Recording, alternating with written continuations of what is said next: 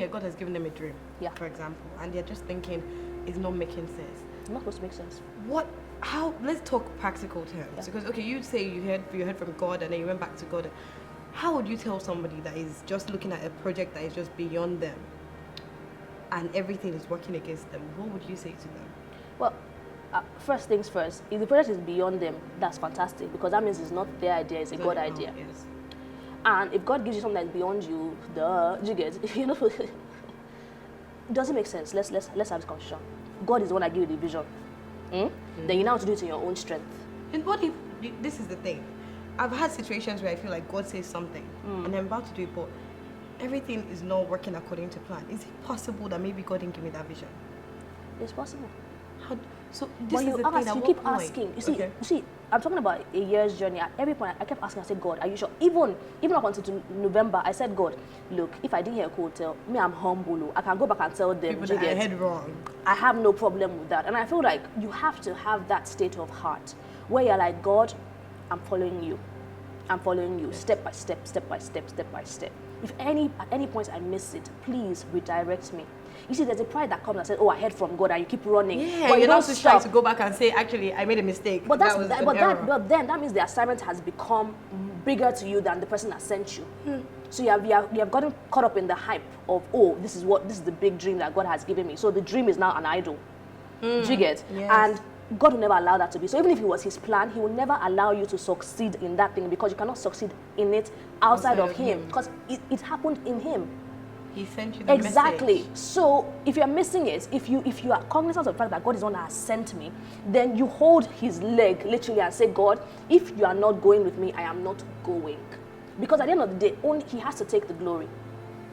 So at any point where there's a possibility where you are the one that's going to take the glory, it's not going to happen, because you already said to God, oh, I surrender my life to you, use me for your glory. We know we say all those things in songs. Exactly. Okay.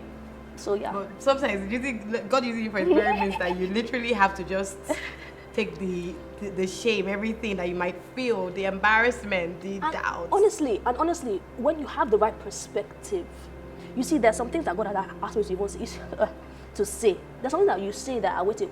Who was I? Look, I already told you. I was not working. It's not as if my father is.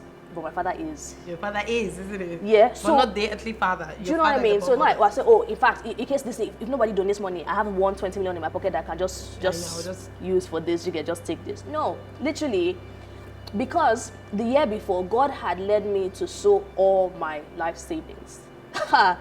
Yeah, but that's for a different lesson. I wish we could have that conversation, because this whole thing about sowing, Esther, I feel like we need a part 2 of this conversation. No problem. But so you're saying that when you start going on the assignment God has given you, just keep going. Even if it doesn't look like it's working out, keep going. Not keep going on your own strength. Keep going with him. So it's almost like, look, there are points where I wanted to give up. There are points where I was like, Lord, this thing, what is it? Do you get? I don't want to do. But at each of those points, because God saw my heart, so even though my mouth was saying one thing, he saw my heart, he would give me encouragement. And that's why I take this whole encouragement officer thing very seriously. Encouragement officer. Yeah, because I'm like, look, God has given you a dream. It's not, anybody that tells you it's going to be a smooth journey is lying to you. Why can't it be a smooth journey? If God gives you a dream, read your Bible. I'm asking read the for Bible. someone, even for myself. Why does it have to be smooth? Read the Bible and give me one example of somebody who had a smooth journey. Just one. I agree, it's never smooth. Why can't it be? Because you're building muscle. Okay. You're building faith muscle. Explain. If it was supposed to be, okay, so for example, you go to the gym. Okay. Yeah, you know you want to build strength. Yeah. I did this gym thing today. Nah, okay. You want to build strength. Yeah. Now imagine, in fact, you want to build strength. Will you be carrying slippers to build strength? The slippers, why not? Okay, and how long will you have to carry those slippers for it to even make any kind of difference? Yeah. Fair enough. So you take 50 pounds. Obviously, you know I'm not a gym person because it's not really clicking this and that. But yeah, you get, and when 50 pounds becomes comfortable to you, then you take 100. You keep. Do you get? But what's happening? You're becoming stronger. So at the end of the day, you also realize that this is a process. We are being made to look more and more like Christ. So if things happen smoothly, you're not going to appreciate the journey. There are lessons to be learned on this journey. God needs you to learn the lessons. He needs you to rely on him for every single thing. So if everything was smooth, we're human beings. We're We'll not take it human. for granted, won't we? You just be driving like, oh, please, cruise control. Jesus, Jesus, drive the I'll car see you by at the end. I'll yourself. see you at the end. You get, but I know where I'm going. I mean, this Ferrari going. Is when there's many times when we have the speed bumps, I'll say, okay, Lord. That's when we surrender and we humble ourselves. And there's that thing for humility, isn't there? And at the end of the day, God is polishing us so that at the end of the process, and it's just one process because the process often leads to another process, but at every point, He's seeing His reflection in us. And that's the whole point, isn't it? That's the exact, like, it's just so that God can be glorified, so that you can reflect Him, not just about you. Yeah. So Esther, we're talking about real people. We're talking about our Jesus experience, where we've seen Jesus in our lives. It's real to us. It's no longer just an abstract thing. A lot of people grew up as Christians. I did. That's another story. But a lot of people grew up as Christians, so they're like, I'm a Christian, I'm a Christian. But when in terms of Jesus actually being real to them and having a real Jesus experience, a lot of people haven't had that. I know you have. And you're actually a walking miracle, aren't you? You're a walking testimony. Let's talk about the plane crash in 2006. Can you give us a bit? Yeah, I mean, just to qualify, we're all walking miracles, just FYI. You're right. Yeah. I am a walking miracle. There I you claim go. it. Thanks. Yes. We're all walking miracles. Yeah. True. Okay, so in 2006, I was at NYC. So my NYC started in February, and I was posted to Sokoto. And I remember when I was posted to Sokoto, I was confused because I had last time I'd heard Sokoto was in primary school when we were doing states and capital. Sokoto. You know, so I haven't forgotten that Sokoto was a state in Nigeria. So when I saw it, my mom was like, oh, you're not going. And I was like, if I don't go, then I'm going to wait for 6 months for the next batch. And I'll probably get posted to the same place. So I'm going. Somewhere just as close. Exactly. So, and Sokoto was far, like literally it was like 18 hours by road and then an hour and a half by plane. Now in my family, we lost an auntie in 2000, my mom's sister, in a plane crash, a Kenyan Airways plane crash. She was on a missionary trip for deeper life to Madagascar, and then the Kenyan Airways crashed in the sea. And they said, oh, we're even fortunate that we found her body to bury. But it impacted our family because my mom, you know, shortly after stopped taking international flights and then soon local flights and then stopped flying, you know, but thank God, God broke that even for my brother's wedding in 2014. But so at that point she wasn't flying.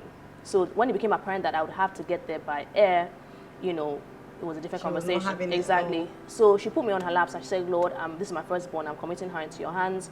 You know, as I put her on my laps, you take her, you bring her back to me. The day that I was traveling.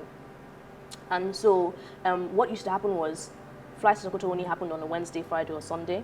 So usually I would fly on the Wednesday. So my mom would start fasting on Monday, and she won't break until Wednesday when she heard that I had landed safely. So we did that for 9 months. Now, I mean, I was 21, going to be 22. And you find that people have been, I've been traveling, as in, you understand, just be going. About anything just be going. And there was one time I used to come to Lagos, you know, just for the fun of it. My mom said no. So this time, my flatmates, in fact, one of the girls that had done NYC with us, we deployed back to Abuja. So she invited my flatmate and I to come, you know, to Abuja. So I was like, I told my mother now, it's a different other parent fasting or a no, so I'm like, I'm going to go. So we left. You tell your mom and that was the first and the last time. First, you know, there are those children that everybody can do it when it's your own turn. It's never the same. Yeah. God destiny. So anyway, I left on the Friday. Now when we're leaving on the Friday, the plane was full with the Sultan of Sokoto's entourage. So we left on the Friday. We got there, and it was a good weekend. So even on Saturday, I bought all the things that I didn't have in Sokoto. So Pringles, shortbread. I was just like, I'm going back to this place. Let me take as much. I'm saying, let me take as much as I can to make myself happy. So on Sunday morning when the flight was, I got woken up at 5 in the morning, and I said, okay, let me have my quiet time. So I was using our daily bread. And our daily bread, the reading for that day was James 4:13-17, that says, who are you that says today I'll do this, tomorrow I'll do that? That life is like a vapor. So obviously just pray, our Father, I'm traveling, don't let my life be like a vapor, but you're not really thinking about anything. You will have such issues. Sure. So the flight was for about 10 o'clock, but we got there and it was delayed, so they were refueling the plane. Now, I've never been to Abuja before that day, but, you know, as a Unilag babe and stores, you know, I wasn't going to ask anybody questions, so I just looked around. And because I was serving in the airport, you know, you find that Sokoto doesn't have any middle class, so it's, you know, either you are rich or poor. So the same people were the ones that were flying. So I looked around and I saw people that I recognized from the airport. So I was like, okay, when they get up to go to the plane, I'll follow them because obviously going, to the same place. And so when it was the calling time, I looked and we went to the plane. As we were about to board the plane, you know how, the northern heat. So it had been very hot. All of a sudden it started raining and raining heavily. I remember thinking to myself, oh, I don't know that planes can fly in this kind of weather. But I'm like, I don't think they cancel flights every time it rains. So we got on the plane and so on. So I was looking for my seat, and my seat was in the middle. And I heard somebody call my full name at the time, Esther Kemamoda, and I'm like, who knows me on this flight? Now, so I was serving with FAAN, Federal Airport Authority of Nigeria, and then there was another Esther who was serving with ADC. This was a flight, ADC, October 29, yeah? And so, so she was Esther ADC, I was Esther FAAN, Esther Fan. So she called me. Now, I used to like to sit in the front of the plane because I was not very patient at the time. So as soon as the plane lands, I get off. Come out and So they give me a seat in the middle. Now, this person is right at the back of the plane. But so, I heard one of my friend's voices in my head just saying, almost like, go sit down with her because, anyway. So I went to sit down with her. Then started almost but just because we're on TV. So I went to sit down beside her. Now, I sat down beside her and I prayed, bearing in mind what I had read, but you still don't think anything's going to happen. Like, oh Lord, let us have a safe flight and, all that jazz. So we take off. And we had been in the air for about 15 minutes when the plane dropped. But then it's just turbulence. You don't think it's anything, So it drops and we're still going. And then we're gaining altitude, and then the plane drops again. And by this time, this is 11 o'clock in the morning. Everywhere outside was dark. Everywhere was dark. The emergency lights had gone on, in the plane. And, Muslims were shouting Allah, Christians were shouting Jesus, children were crying. The chaos. It was crazy. But you still don't think anything's going to happen. You just think it's really bad turbulence. So I looked out the window. I saw lightning, heard a bow, looked back, and in front of me was grass. Now, I didn't black out because people say, oh, did you black? I didn't black out. So you remember? Yeah, but I just feel like it was like, so I said I believed in God. I believe in God, but that day I believed in angels. So literally the same way I was in the air, God dropped me. They dropped me, jiggered in the grass. I say this because Esther was sitting beside me. The impact of the crash flung her somewhere else. So it's not like, oh, everybody that was sitting in that place, we just dropped. It was just you in this. Just sitting right beside me and it flung her somewhere else. So, but literally I was sitting the same way I was in the air, just that in front of me was grass. So I unplugged. So you're still in your seat, everything? Yeah, my seat. I had the Motorola Razr at the time. The clip was in my belt. The phone was beside me. Clipped it back. My hand luggage was under my seat. Picked it up. And I hooked myself. And also, the hand luggage was still under your seat as you landed on the grass. So it was still there. And I didn't. You make that point, but even to 10 years later, I didn't thought about it exactly because literally. So it's like they carried everything that was you and just. Because Esther, so I now heard somebody screaming, Esther screaming, Julia, for help, and the seat had pinned her under. So I unhooked her, and we came out of the debris of the plane. So now we're in a farm. We don't know where the farm, we don't know how far the plane had gotten. We don't know what was happening.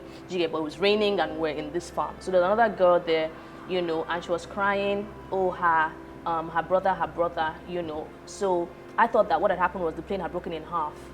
So one part of the plane was somewhere and then we were somewhere else, But later I found out that was not the case. So when Esther saw that I had my bag with me, she was like, oh, she wants to go back to look for her bag. So I don't think you didn't understand the gravity that it was just a plane crash that happened. Yeah, but she wanted to call. She was like, oh, since you have your bag, let me go get my bag must be here somewhere. Like just. So by the debris of the plane, there were like 3 girls, one on top of each other. So the one on top was pinning the other 2 down. And so there was this guy that was sitting spread-eagled, looking, and I was in my mind. I was like, guy, help, we're all in shock here, like, help. But it was later I realized I couldn't have done anything because his legs were broken. Oh. So I pulled the one on top off the other 2, and even you could see her bone. It was just crazy. But I remember when she was screaming, I was like, look, you're alive, they can fix your body, do you know what I mean? But at least you're alive. So unhooked the one in the middle, and by this time Esther had come. So what had happened was that, because people say, oh, did the pilot say anything? He didn't say anything because he was trying to figure it out. So what had happened was he had been going round and round the airport dumping fuel. And so we were dumping fuel, and so when the plane crashed, it could have been an explosion, but it wasn't. And so we had landed outside the airport, but the people in the airport didn't even know that a plane had gone down outside the airport. I mean, there's some things I know, benefit of hindsight. So me telling the lady, oh, that the plane was broken in two, that wasn't true. Literally, the only part of the plane that survived was the tail end, and that was, exactly, and that's where the 9 survivors were. Everybody else was kind of like in pieces, you know? So by this time, the villagers, they were the ones that realized something had happened. So they went to tell them in the airport. And so they came back with the pickup truck. And so they took the 3 of us who could stand, you know, so me, Esther, and this other Hausa lady. So they took us to the airport, and obviously it was pandemonium.